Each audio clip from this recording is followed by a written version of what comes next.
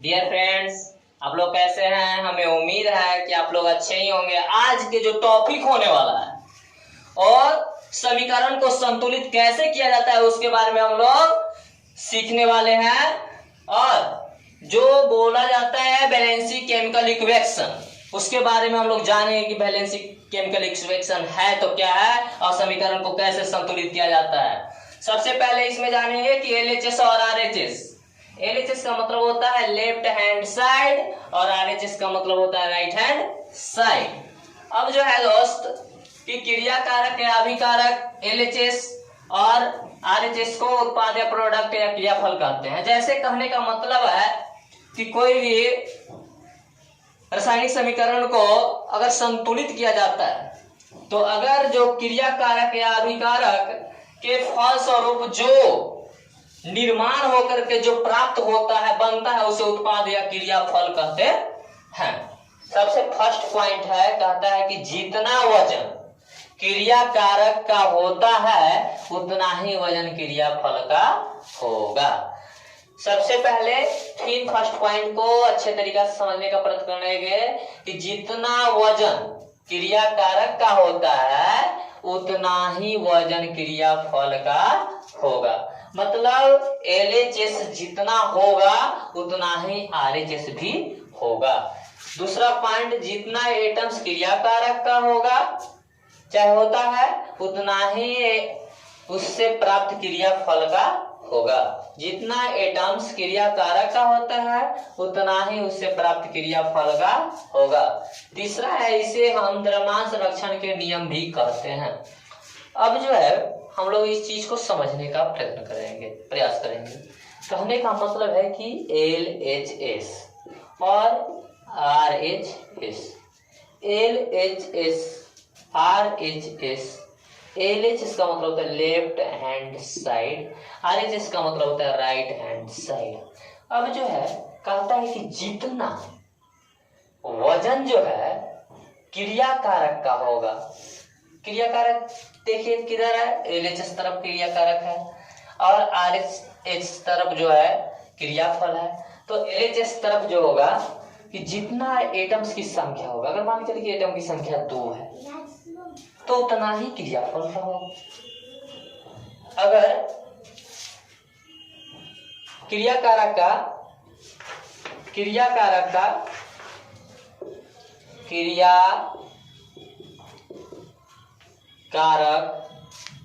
और इधर हम लिखते हैं उत्पाद। अगर क्रिया कारक एटम की संख्या 2 है तो उत्पाद की तरफ भी एटम की संख्या क्या होगा, 2 ही होगा। अगर क्रिया कारक की संख्या अगर 3 है तो इधर भी क्या होगा, 3 ही होगा। अगर क्रिया कारक की तरफ देखा जाए कि एटम की संख्या 5 है तो प्रोडक्ट उत्पाद की तरफ भी 5 होगा। मतलब एलएचएस बराबर आरएचएस, एलएचएस जो है आरएचएस के क्या होगा, बराबर होगा। जब दोनों तरफ एलएचएस जितना है जितना अगर आरएचएस है, अगर एलएचएस तरफ 2 है, अगर आरएचएस तरफ 2 है तो समझिए कि आपका जो समीकरण जो आप संतुलित कर रहे हैं वो बिल्कुल सही है। क्योंकि समीकरण तभी संतुलित कहलाता है जब दोनों तरफ एलएचएस और आरएचएस मतलब क्रिया कारक और उत्पाद दोनों तरफ इक्वल हो, बराबर हो, तो हम समझ जाएंगे कि मेरा समीकरण जो संतुलित किया हुआ है बिल्कुल सही। अब हम जानेंगे, समझेंगे और एग्जाम्पल के माध्यम से कि कैसे समीकरण को संतुलित किया जाता है। मेरा समीकरण संतुलित किया हुआ सही है या गलत है, उसके बारे में हम लोग जानने का प्रयत्न करेंगे, प्रयास करेंगे। सबसे पहले हम लोग एग्जाम्पल के माध्यम से लेकर चलते हैं। इधर है क्रिया कारक और इधर हो गया उत्पाद या क्रियाफल, इधर हम लोग लिखते हैं एलएचएस, इधर लिखते हैं आरएचएस। समीकरण को संतुलित करने के लिए सीखे। पहला एग्जाम्पल है जैसे H2 plus O2 arrow H2O। ये जो समीकरण दिया हुआ है इसको क्या करना है, संतुलित करें। क्या करें, संतुलित।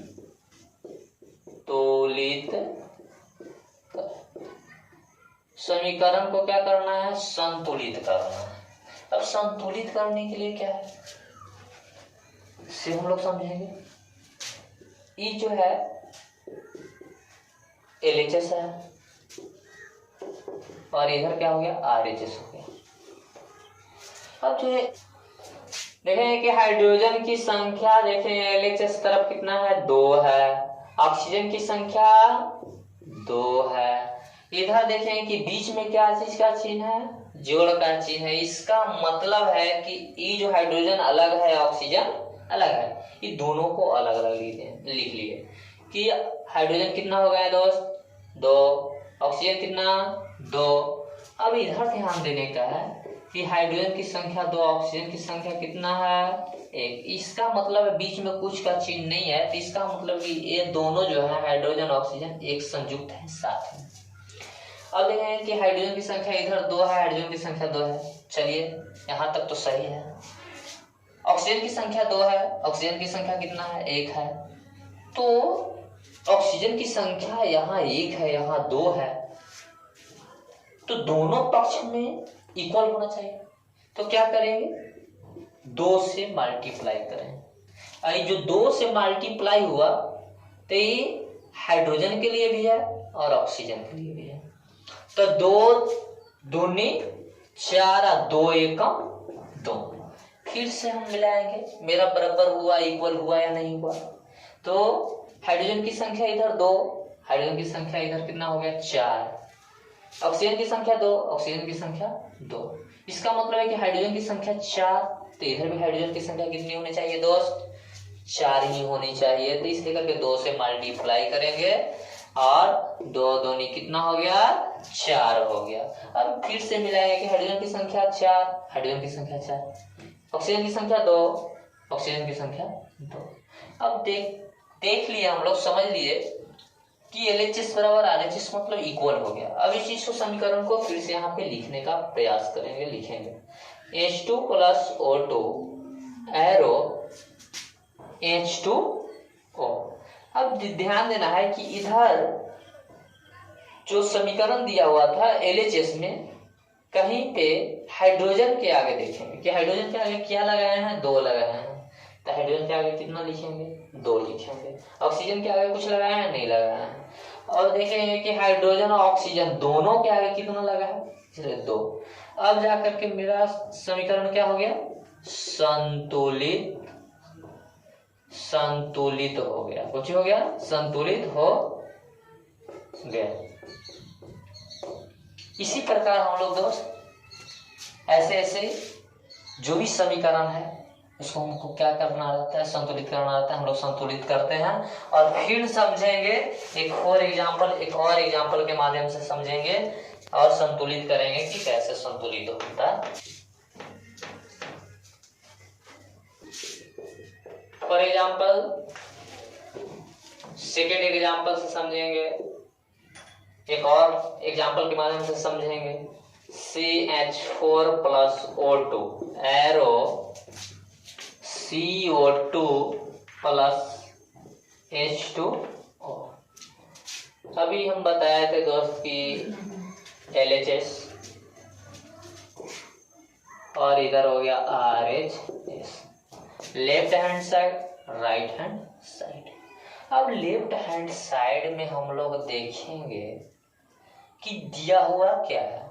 तो देखेंगे कि CH4 मतलब कार्बन और हाइड्रोजन, 2 चीज दिया हुआ है। कार्बन कितना है, कुछ नहीं, इसके आगे है तो 1। हाइड्रोजन कितना है संख्या, हाइड्रोजन के साथ कितना, 4। इस CH4 जो है एक संयुक्त है साथ में, इसलिए करके ऐसे डिनोट्स कर ले रहे हैं कि पता चल सके कि ये दोनों साथ है। दूसरा देखेंगे, इसी में ऑक्सीजन की संख्या कितनी है, 2। ए अलग है इसलिए करके इसको अलग लिख ली। अब देखेंगे RHS पे देखेंगे कि CO2 तो CO2 जो है तो कार्बन की संख्या कितना है, कुछ नहीं तो 1, और ऑक्सीजन की संख्या 2। अब दोनों साथ में इसलिए करके इंडिकेट कर दे रहे हैं कि दोनों साथ में। H2O हाइड्रोजन की संख्या कितनी है, 2, ऑक्सीजन की संख्या कुछ नहीं तो 1, ये दोनों साथ में है इसलिए करके इसको भी ऐड कर लेते हैं। अब देखना है दोनों तरफ मिलाएंगे कि LH तरफ और RH तरफ कि दोनों पक्ष जो है एक दूसरे के इक्वल हैं या नहीं। अगर इक्वल नहीं है तो उसको इक्वल करेंगे। तो सबसे पहले कार्बन कितना है, LH तरफ 1, कार्बन की संख्या इधर भी है। हाइड्रोजन कितना है, 4, हाइड्रोजन की संख्या कितना है, 2। इसका मतलब है कि यहाँ पे k से मल्टीप्लाई होगा, 2 से मल्टीप्लाई करेंगे, क्योंकि 4 हाइड्रोजन जब इस LH इस तरफ 4 है तो RH इस तरफ भी 4 होना चाहिए। तो 2 से मल्टीप्लाई करने पर 2 दूना 4 और 2 1 2। कार्बन की संख्या कितना है, 1 है। हाइड्रोजन की संख्या 4, हाइड्रोजन की संख्या कितना है, 4 है। ऑक्सीजन की संख्या 2, ऑक्सीजन की संख्या कितना है, 2 है। और यहाँ ऑक्सीजन की संख्या फिर 2 है, तो 2 2 कितना हो गया, 4, इसलिए फिर 2 से मल्टीप्लाई करेंगे तो ऑक्सीजन की संख्या कितना हो गया, 4। अब जो है फिर से हम मिलाएंगे कि मेरा दोनों तरफ इक्वल हुआ या नहीं हुआ। कार्बन की संख्या कितना है, 1, तो कार्बन की संख्या 1, हाइड्रोजन की संख्या 4, तो हाइड्रोजन की संख्या 4, ऑक्सीजन की संख्या 4, तो ऑक्सीजन की संख्या यहाँ पे 2 और यहाँ पे 2। इसका मतलब कि दोनों पक्ष जो है अब इक्वल हो गया है, बराबर हो गया है, मतलब LHS बराबर RHS। अब जो है हम समीकरण को क्या करेंगे, लिखेंगे CH4 plus O2 arrow CO2 plus H2O। अब देखेंगे कि समीकरण को संतुलित करने के लिए हम कहाँ पे कितना लगाए हैं। तो सबसे पहले कार्बन, इसमें कुछ लगाया है कार्बन के साथ तो नहीं, हाइड्रोजन के साथ नहीं, तो CH4 जो के तो। और ऑक्सीजन के साथ क्या चीज लगाया है, 2, 2 से मल्टीप्लाई किए इसलिए करके इसके आगे क्या चीज लिखेंगे, 2 लिखेंगे। अब देखेंगे दाएं पक्ष में RHS में कि कार्बन के साथ कुछ लगाया है, नहीं लगाया है, ऑक्सीजन के साथ नहीं, हाइड्रोजन ऑक्सीजन के साथ लगा है, क्या लगा है, 2H2O। अब मेरा क्या हो गया, समीकरण संतुलित हुआ, संतुलित हुआ। प्रोडक्ट जितने भी हैं सब स्टूडेंट जो भी स्क्रीनशॉट लेना चाहते हैं ले लीजिए। चलिए एक ठो और, फॉर एग्जांपल एक ठो और समझ लीजिए।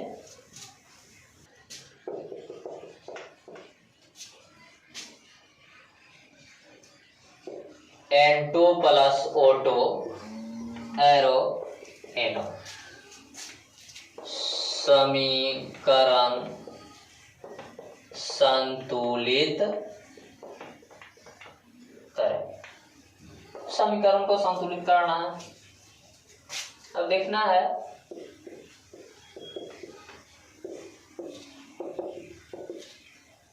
हम इसलिए कर रहे हैं दोस्तों LHS और RHS, जिससे आपको आसान हो, समझने में कहीं पे दिक्कत ना हो। अब देखना है कि N की संख्या कितना है, 2, नाइट्रोजन की संख्या 2 है, ऑक्सीजन की संख्या 2। इधर देखेंगे नाइट्रोजन और ऑक्सीजन की संख्या, नाइट्रोजन की संख्या 1 है, ऑक्सीजन की संख्या 1 है।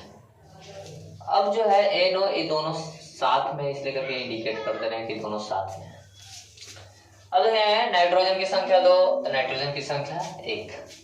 इसका मतलब है कि इक्वल करने के लिए 2 से मल्टीप्लाई करेंगे, तो 2 1 कम 2 और 2 1 कम 2। ये जो मल्टीप्लाई किए, इस साथ में होने के चलते वजह से ये जो 2 है नाइट्रोजन के लिए भी है और ऑक्सीजन के लिए भी है। तो 2 एकम 2 और 2 एकम 2। फिर से मिलाएंगे दोस्त कि LHS में नाइट्रोजन की संख्या जितनी होनी चाहिए उतना ही RHS में होनी चाहिए, जितनी LHS में ऑक्सीजन की संख्या होनी चाहिए उतना ही RHS में ऑक्सीजन की संख्या होनी चाहिए। जब ऐसा होता है कि दोनों तरफ पक्ष इक्वल हो तो समीकरण क्या हो गया, संतुलित हो गया। तो देखेंगे कि नाइट्रोजन की संख्या 2, नाइट्रोजन की संख्या 2, ऑक्सीजन की संख्या 2, ऑक्सीजन की संख्या 2। इसका मतलब है कि मेरा समीकरण जो है क्या हो चुका है, संतुलित हो चुका है। फिर समीकरण को क्या करेंगे, यहाँ पे नोट करेंगे N2 + O2 एरो NO। अब देखें कि इधर जो है LHS तरफ, जिसको दाएं पक्ष बोलते हैं, और इस तरफ हमको देखना है कि कहीं पे हम मल्टीप्लाई किए हैं या नहीं किए। तो देख रहे हैं कि कहीं पे मल्टीप्लाई नहीं किए हैं, तो इसलिए करके इधर कुछ भी करना नहीं है। अब देखिए RH इस तरफ क्या किए, 2 से मल्टीप्लाई किए, इसलिए करके इसके आगे क्या लिखेंगे, 2 लिखेंगे। 2 लिख दिए। अब देखेंगे कि जो 2 लिखे, नाइट्रोजन भी 2 हो गया, ऑक्सीजन भी 2 हो गया।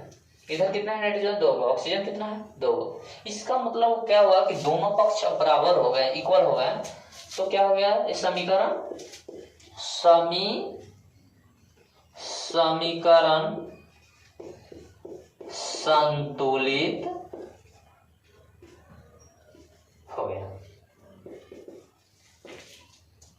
आज का वीडियो यहीं पे एंड समाप्त। अगर अच्छा लगा हो वीडियो तो लाइक और शेयर सब्सक्राइब जरूर करें मेरे दोस्तों।